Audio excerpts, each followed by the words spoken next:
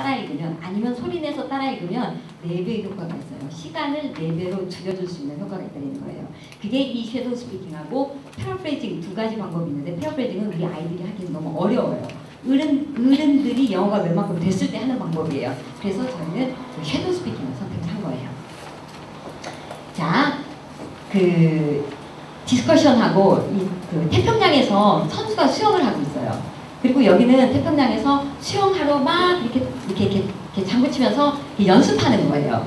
그다음에 여기는 수영 교본이에요. 이게 뭐하고 똑같냐면요. 얘는 디스커션인 것 같고요. 얘는 섀도우 스피킹이나 통문장 학습인 것 같고요. 밑에는 문법이나 어휘인 것 같아요.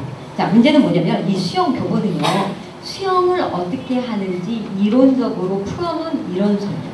그죠? 문법책은요. 영어가 어떻게 만들어지는지 원리를 이론적으로 풀어놓은 책이에요. 자, 문법이 절대적으로 필요합니다만 문제는 뭐냐면요. 문법이나 어휘만 하는 게 문제예요. 그것만 해서는 여기를 나갈 수가 없는 거예요. 이걸로만 공부를 해서는 이렇게 나갈 수가 없는 거예요. 요걸로 공부하고 요걸로 실습해야 이렇게 나갈 수가 있는 거예요. 아시겠죠? 그래서 통문장이나 섀도우 스피킹하고 더불어서 얘하고 이렇게 묶어서 하셔야 된다는 거예요. 그런데 이런 부분들을 원어민들이 하기에는 너무 먼 얘기라고요. 자, 그 다음에 에스라이팅이 좋은 두 번째 이유는요. 원래 시험을 잘하잖아요. 그래서 어떤 시험이든지 갖다 주면 잘해요. 자, 시험을 잘합니다. 그러면 어머니들이 보통 이렇게 생각했어요. 영어는 약한데 시험은 잘하네. 영어 안 돼 있으면 시험 테크닉 아무리 가르쳐줘도 못합니다. 인정하세요? 아니, 여튼 그래요. 자, 그 다음에 세 번째는 뭐냐면요. 어떤 시험이 됐거나 간에 기본적인 메커니즘은 똑같아요. 네, 그래서 저희는 시험 준비를 많이 했기 때문에 어떤 시험이 와도 이렇게 딱 길이 보여요. 말하기 시험을 제일 잘 보는 방법은 뭐냐면요. 제가 아까 뭐라고 말씀드렸냐면 45초나 1분 안에 정답을 생각해내서 아웃라인 만들어서 답할 시간 없어요. 그리고 그건 이미 토플에서 입증이 됐어요. 토플 시험하고 거의 유형이 비슷하다고 말씀드렸죠. 거의 비슷해서 방법이 거의 똑같아요. 토플에서 말하기 점수 늘리는 방법이 뭐냐면요. 토플은 6가지 유형이 있어요. 각 유형마다 모범답안이 있을 거 아니에요. 질문의 모범답안들. 모범답안이 제법 길 거 아니에요. 한 100자 정도로 대답을 해야 되니까. 1분 정도로 대답을 해야 되니까. 그러면 이 모범답안을 유형별로 100개씩을 그냥 외우게 시켜버리는 거예요. 이 토플이라고 하는 시험이 왜 6가지가 있고 왜 4가지가 있고 라이팅도요. 아무거나 라이팅 주지 않아요. 토플 시험이 되게 어렵기는 하지만 영어 전체가 범위는 아니에요. 예를 들어서 토플에서 자, 북한의 세수 문제에 대해서 써봐. 이런 문제는 절대 안 나와요. 딱 범위가 정해져 있어요. 그 라이팅 주제도요. 200개 딱 정해져 있어요. 그래서 그 안에서만 나와요. 그리고 말하기도 6가지 유형으로 딱 제한이 돼 있어요. 그 안에서만 나와요. 왜냐하면 토플을 출제하는 ETS라고 하는 기관이 미국에 있거든요. 그런데 미국에서 너무 잘 알아요. 동양권 아이들이 영어를 공부하기가 너무 어렵다는 걸 너무 잘 알아요. 저희보다도 잘 알아요. 다 인정해요. 다 인정해서 자, 동양권 아이들이 원래 토플이라고 하는 시험이 미국에 있는 대학에서 수업을 듣기에 적절한 수준의 영어 실력을 토플로 환산하는 거예요. 토플로 잣대로 이렇게 가는 걸 하는 거예요. 그럼 이 정도면 미국의 대학에 와서 수업하는데 영어 때문에 문제가 되지는 않겠다. 그래서 IBM 토플 90점을 받아가지고 와라. 그런 거거든요. 그런데 우리가 어떻게 준비하는지도 알아요. 샘플 답안을 막 외워가지고 가서 1분 동안 얘기를 한다는 것도 알아요. 그래서 그들이 생각할 때 동양권 아이들이 6개 유형을 줬을 때 샘플을 100개씩 외우면 600개 정도 유형을 외워가지고 오네. 그리고 라이팅 주제 200개를 주면 그 중에서 100개는 이렇게 외워가지고 오네.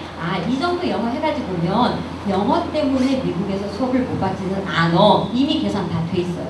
그리고 그만큼 내놓는 거예요. 토플 범위를. 제가 보기에는 영평도 마찬가지예요. 그래서 이 정도 샘플을 막 외워가지고 문장을 공부를 해놓으면 다 써먹을 수 있어요.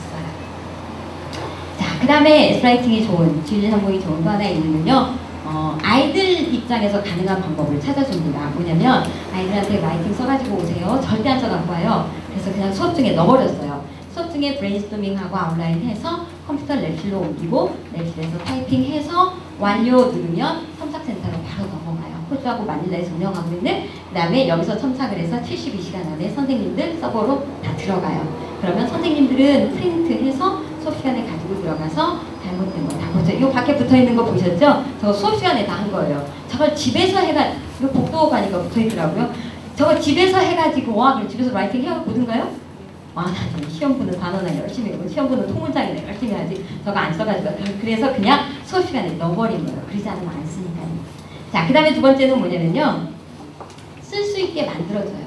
그냥 못 써요. 제가 아까 뭐라고 말씀드렸냐면 인풋이세, 아웃풋이세. 이건 뭐가 똑같냐면요. 어머니들이 한 달에 50만 원씩 저축을 해요. 그래서 1,000만 원을 만들어요. 동작돈에. 그래서 1,000만 원을 가지고 있다가 어디 수익형 오피스텔이 나왔어. 그럼 거기다 투자를 해보시고 금도 좀 사보시고 또 뭐에다가도 투자를 해보시고 이게 똑같아요. 독해하고 듣기로 머릿속에다 적금을 넣는 거예요. 그리고 나서 이걸 말하기와 쓰기로 끄집어내서 쓰는 거예요. 그런데 썼으면 좋겠는데 말을 했으면 좋겠는데 아이들이 갖고 있는 게 너무 박해요. 너무 없어요. 그래서 쓰지를 못하는 거예요. 그래서 저희가 주제 중심을 선택하는 이유는 뭐냐면 아이스크림이 있으면 이 아이스크림에 대해서 독해 시간에 배우고 듣기 시간에 배워요. 그리고 얘를 다 외우게 해요. 섀도우 스피킹을 다 해서 이걸 외우게 해요. 그런 다음에 라이팅을 쓰게 해요. 그러면 외웠던 문장 활용해서 지가 써요. 적금이 있어야 이걸 끄집어내서 투자를 하는데 얘가 약하기 때문에 넣어주고 활용해서 쓰게 해주고 넣어주고 활용해서 쓰게 해주고 그게 주제 중심인 거예요. 그래서 주제 하나를 가지고 듣기, 쓰기, 읽기, 말하기까지 자기가 쓴 걸 가지고 자기가 발표하는 거예요. 주제 하나 가지고서 4가지 영역을 다 훈련하는 거예요. 이게 왜 중요하냐면요. 기존에는 시험이 가로축이었었어요. 여기 있는 리딩하고 여기 있는 LC하고 독해하고 LC, 독해하고 LC 예전에는 시험이 가로축이었었어요. 가로축이 시험이었었을 때는 단어만 외워도 100점 나와요. 그런데 시험이 스피킹과 라이팅 쪽으로 세로축으로 변하고 있는 거예요. 이거는 단어 갖고는 해결이 안 되는 거예요. 왜냐면 애들 그런 얘기 하죠. 들으면 알겠는데 나보고 해보라고 그러면 못하겠어요. 읽으면 알겠는데 두 번, 세 번 읽을 수 있잖아요. 나보고 쓰라고 그러면 못 써. 이게 단어 학습의 제1의 폐해예요. 말이나 글이 이루어지는 단어가 아니라 문장이에요. 그래서 문장 학습이 필요한 거예요. 라이팅이나 스피킹으로 가기 위해서는 문장 학습이 절대적으로 필요한 거예요. 그런데 아이들이 쓸 수 있게 해줘야 되고 말할 수 있게 해줘야 되는데 머릿속에 들어있는 게 없으니까 이걸 넣어서 활용하게 하고 넣어서 활용하게 하고 그래서 주제중심 영어를 선택을 하는 거예요. 자, 그 다음에 세 번째는 뭐냐면 저희도 레벨 테스트에다가 라이팅을 넣었어요. 저희가 이거 5월 달에 그 시험 봤던 레벨 테스트거든요. 이런 라이팅 시험 문제를 아예 집어넣었어요. 그리고 8월 달부터는 어차피 이제 영평 문제가 거의 확정이 됐으니까 8월 달 레벨 테스트부터는 라이팅하고 스피킹하고 같이 볼 거예요. 자, 그 다음에 마지막 하나는 저희가 여름방학 때 아이들이 하도 문법을 어려워하더라고요. 그래서 이런 컨테스트를 한번 해요. 이렇게 하면 애들이 좀 문법을 할 수 있지 않을까? 그래서 이번 여름방학 때는 한 단원 끝나고 나면 각 단원마다 노래를 하나씩 가르쳐 보려고요. 이렇게 된 노래.